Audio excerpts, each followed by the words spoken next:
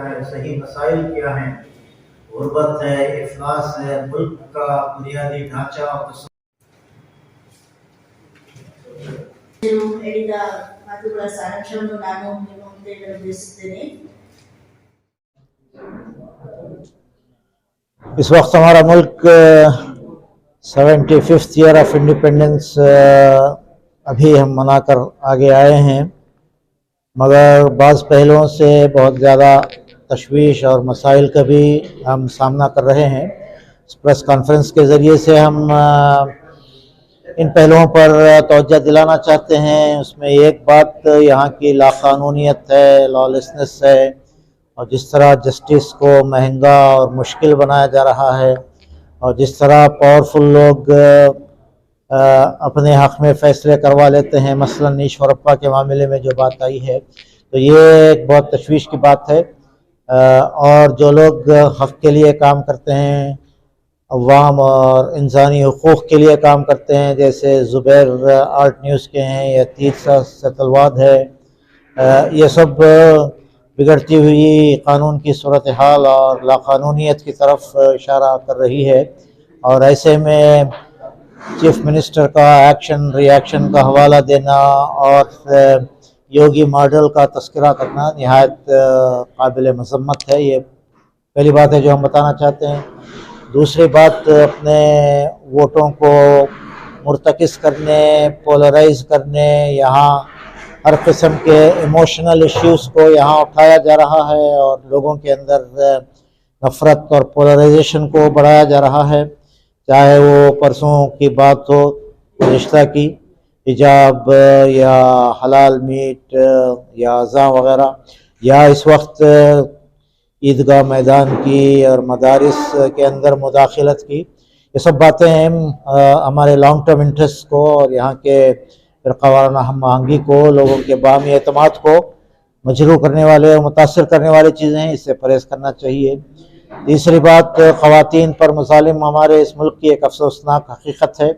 ख़वातीन और दलित और महरूम तबक़ात आज भी उसी तरह डिस्क्रिमिनेशन का और इनजस्टिस का शिकार हैं.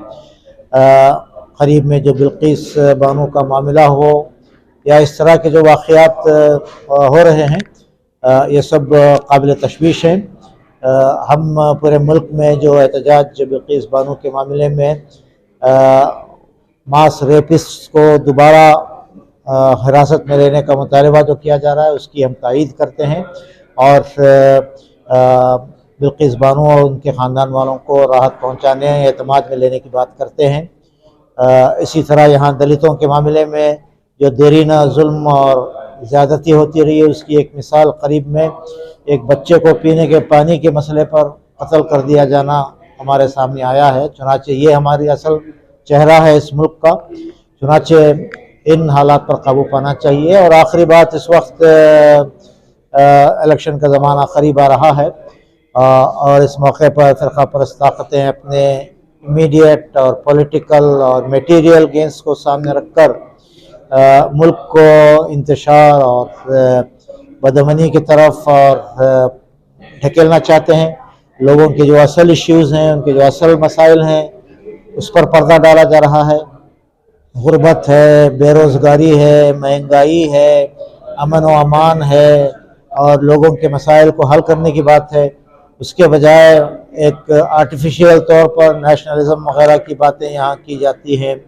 और हमारे मुल्क को जिन बुनियादों पर, जिन बुनियादी तस्वुरात पर इस मुल्क को क़ायम किया गया था, आज़ादी की जंग जिस वास्ते लड़ी गई थी, यहाँ कॉन्स्टिट्यूशन को जिन उसूलों के तहत जो कॉन्स्टिट्यूशन हमें मिला है, उसको धक्का पहुँच रहा है, उसको बदलने की कोशिशें हो रही हैं और देरीना स्पिरिचुअल और मॉरल वैल्यूज़ को मुतासिर किया जा रहा है. करप्शन आम है और हिंदुत्व राज यहाँ क़ायम करने की कोशिशें हो रही हैं. तो इस वक्त ओरिजिनल आइडिया ऑफ इंडिया को बाकी रखने, परवान चढ़ाने, मजबूत करने के लिए एक ज़बरदस्त मुहिम अवाम के दरमियान चलना चाहिए. जमात इस्लामी इस बात की कोशिश करना चाहती है, इस बात का ऐलान करती है कि वो इस तरह के तमाम दीगर NGOs تنظیمیں اور انٹلیکچوئلس کے ساتھ مل کر عوام اور ملک کی حقیقی مفاد کیا ہے اور اوریجنل آئیڈیا آف انڈیا کیا ہے اور حقیقی انسانی اور دستوری اور وفاقی اور فیڈرل اور پلورل سوسائٹی کو کس طرح رہنا چاہیے، اس تصور کو بڑے پیمانے پر عام کرنا چاہتی ہے، لوگوں کو ایجوکیٹ کرنا چاہتی ہے. اور ووٹر لسٹ میں بھی اس وقت جو عمل جاری ہے اس میں مسلمان اور تمام ہی طبقات کو اپنے ناموں کے اندراج کی اور اس کے کریکشن کے سلسلے میں جو کچھ بھی کارروائی کرنا ہے اس طرف متوجہ ہونے کی اور اس میں تعاون کرنے کے لیے جماعت اپنے خدمات کو پیش کرتی ہے. یہ کا مسئلہ ہے، چامراج پیٹ کا عیدگاہ ہو یا ہبلی کا عیدگاہ ہو، اس وقت کرناٹک میں جی یہ دیکھیے کہ ہم صرف چامراج پیٹ کے عیدگاہ کو مرکز بنا کر کے نہ سوچیں، ہمارا ماننا ویسا ہے. ایک جمہوری ملک میں کسی بھی فرد کو، کسی بھی تنظیم کو، کسی بھی کمیونٹی کو وہ جائیدادیں رکھنے کا حق ہے پورا، ٹھیک ہے، یہ تو ہمارا بنیادی حق ہے. کیا یہ سوچئے کہ پورے کرناٹک کے اندر صرف مسلمانوں کی عیدگاہ ایسے ہیں جو صرف 2 وقت نماز ہوتی ہے، اس کے بعد یہاں جس طرح رکھا جاتا ہے دوسری اور کمیونٹی میں ایسا نہیں ہے؟ ہم کتنے کمیونٹی کا نام بتائیں اس طرح کے؟ اور ہم سب یہ سمجھتے ہیں کہ جتنی زمین کرناٹک میں وقف کے تحت ہے اس سے کہیں زیادہ 10 گنا زیادہ دیگر کمیونٹی کے پاس جگہ موجود ہے، وہ خالی پڑے ہوئے ہیں.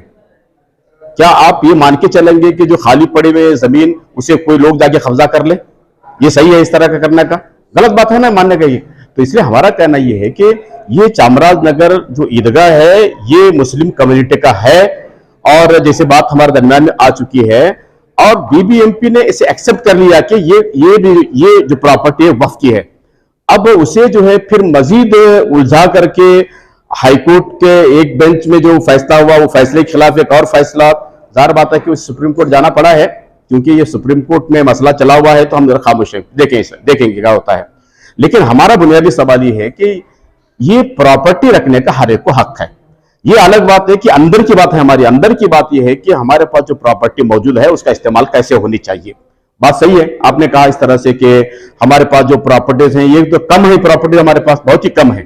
اس کا صحیح استعمال کے سلسلے میں ہمارا مشورہ یہ ہے کہ یہ مختلف تنظیمیں، یہ جماعتیں یہاں پہ باشعور لوگ ہیں، سمجھدار قسم کے لوگ ہیں. کرناٹک کے اندر الحمدللہ پورے ملک کے اندر ایک نمایاں پہلو ہم کہہ سکتے ہیں کہ کرناٹک کے مسلمانوں میں اتحاد ہے، بہت اچھا ہے الحمدللہ. یہاں باشعور لوگ ہیں، تعلیم یافتہ لوگ ہیں، اور یہ بہترین جو ہے کام کرنے والے یہاں موجود ہیں.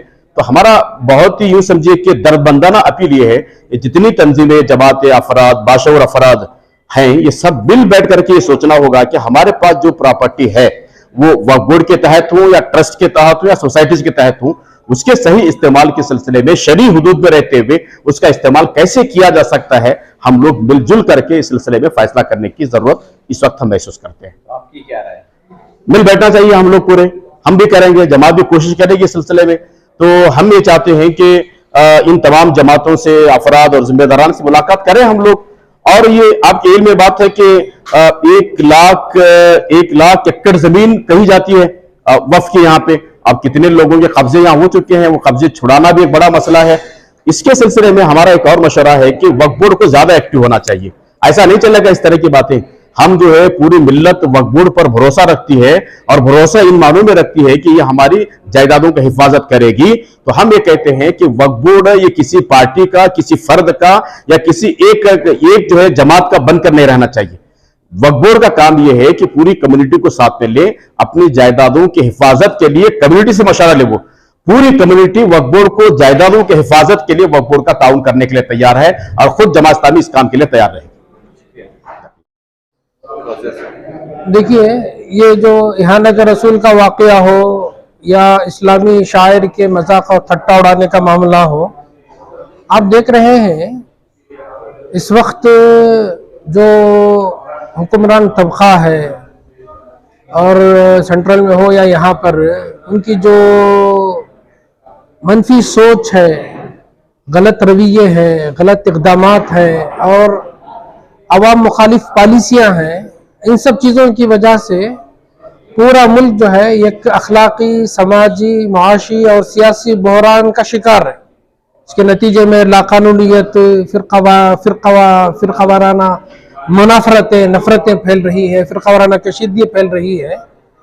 तो आप इसको इसी तनाजुर में देखें कि मुल्क के जो असल इश्यूज हैं उन इश्यूज को छोड़कर खुसूसन माइनॉरिटीज में भी जो इस मुल्क की सबसे बड़ी माइनॉरिटी है मुसलमान, उनके साथ जो ज्यादतियां वगैरह की जा रही हैं और उनको हदफ मलामत बनाया जा रहा है, उनके इश्यूज को छेड़ा जा रहा है, ये बावर कराने के लिए कोई ऐसा आइसोलेटेड ग्रुप है। हालांकि मुसलमान आइसोलेटेड ग्रुप नहीं है, वो इस मुल्क का अटूट हिस्सा है और मुल्क की तामीर में उनका बड़ा हिस्सा है। वो मुल्क और बाशिंदगान मुल्क के बीर और खैरखा हैं। बीर खा और खैरखा होने की हैसियत से मुसलमानों को यहाँ के हुकूमत से भी, यहाँ की सियासत से भी, यहाँ के आवाम से भी, अवामी मसाइल से भी उनको दिलचस्पी लेना चाहिए।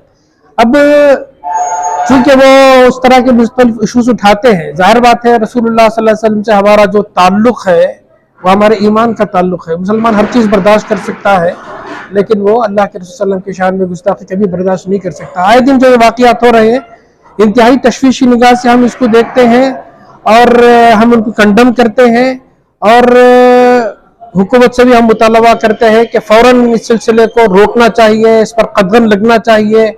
जो लोग इस सिलसिले में इसका शिकार होते हैं और फिर इस तरह की छेड़खानी करते हैं और इहानत के वाक़ियात रुनुमा करते हैं, उन पर फ़ौरन जो है कानूनी शिकंजा कसना चाहिए और वाकई करार सज़ा उनको मिलनी चाहिए।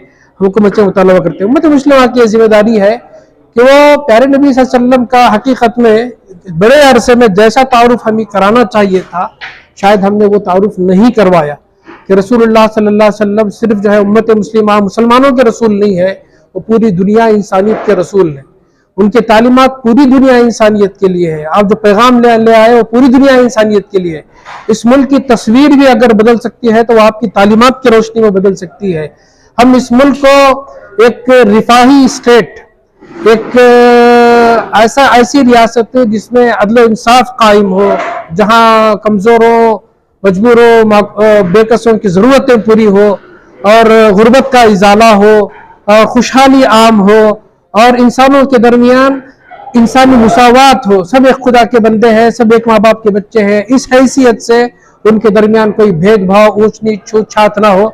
ये तालीमात, आलमगीर तालीमात, तकरीम इंसानियत की, वहदत बनी आदम की, इंसानी मुसावात की पाकीज़ा तालीमात, आलमगीर तालीमात रसूलुल्लाह सल्लल्लाहु अलैहि वसल्लम ने दी है। तो बाशिंदगान मुल्क को बताने की जरूरत है। बताने वाले कौन होंगे? उम्मत मुस्लिमा की जिम्मेदारी है कि वो इन आफाकी तालीमात को, जो सिर्फ मुसलमानों के लिए नहीं है, पूरी दुनिया इंसानियत के लिए, कुरान सिर्फ मुसलमानों की किताब नहीं है, पूरी दुनिया इंसानियत के लिए वो हिदायत का सामान है। रसूलुल्लाह भी पूरी दुनिया इंसानियत के लिए रसूल है, तो आपकी तालीमात भी आफाकी है। तो हमारे मुल्क को उन तालीमात की इस वक्त सख्त जरूरत है।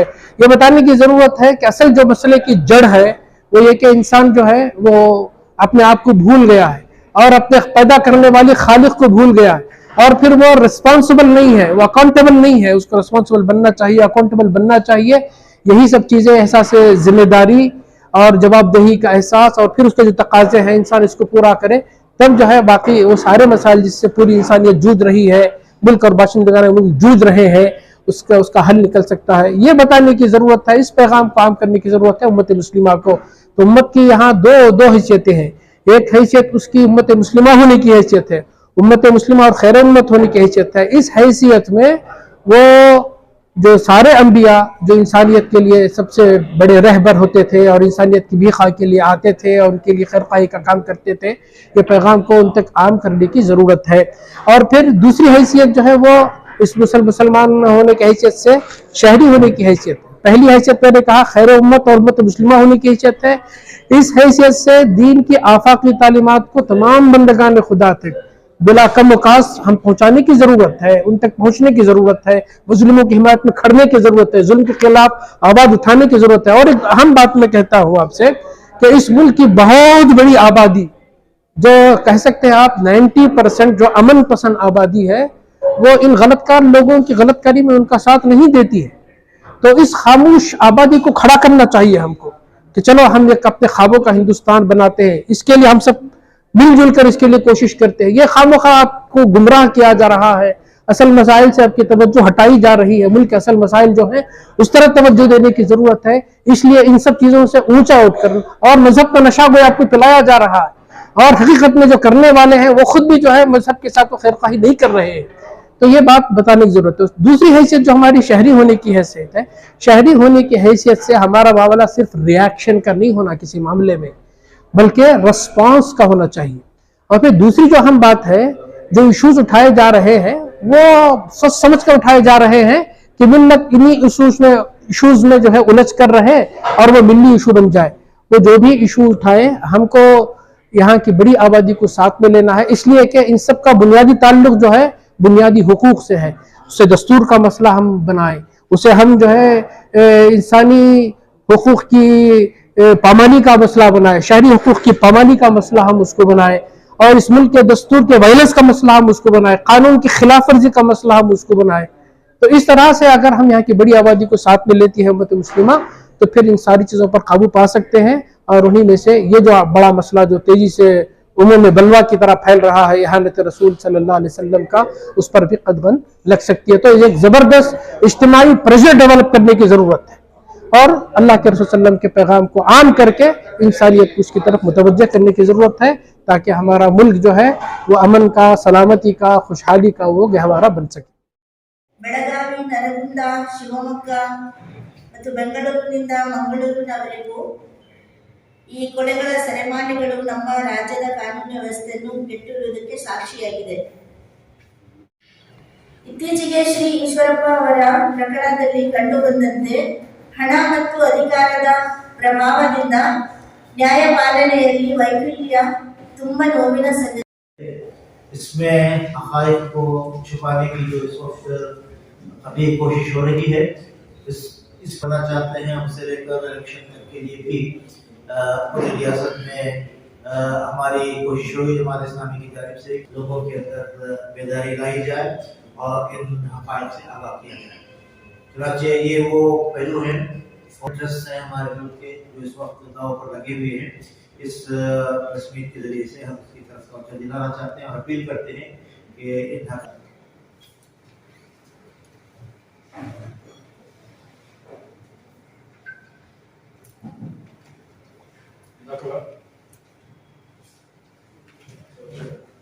ಹೇಳಿದ ಮಾತುಗಳ ಸಾರಾಂಶವನ್ನು ನಾನು ನಿಮ್ಮ ಮುಂದೆ ಇಡಲು ಬಯಸುತ್ತೇನೆ. ನಮ್ಮ ದೇಶ ಮತ್ತು ದೇಶದ ಪ್ರಜೆಗಳ ಅಲ್ಪ ಮತ್ತು ದೀರ್ಘಕಾಲೀನ ಹಿತಾಸಕ್ತಿಗಳಿಗಾಗಿ